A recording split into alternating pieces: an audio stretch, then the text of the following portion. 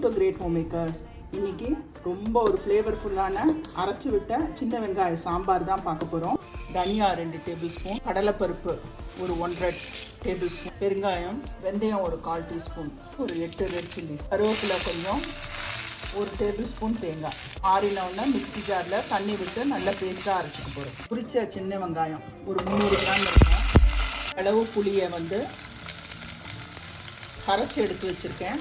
புளி தண்ணி 1/2 டீஸ்பூன், மஞ்சள் பொடி, தேவையான அளவு உப்பு. இந்த புளி தண்ணி நல்லா ஒரு 5 நிமிஷம் சேர்ந்து கொதிக்கட்டும்.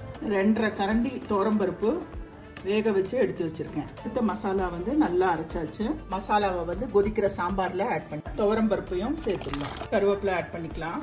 எல்லாம் சேர்ந்து நல்லா கொதிக்கட்டும். சாம்பார் நல்லா கொதிச்சாச்சு. கடுகு ஒரு டீஸ்பூன், சீரகம் ஒரு 1/2 டீஸ்பூன் சாம்பார்ல ஆட் பண்ணி இதோட அருமையான அரைச்சு விட்ட சின்ன வெங்காய சாம்பார் சூப்பரா ரெடி ஆயிடும்.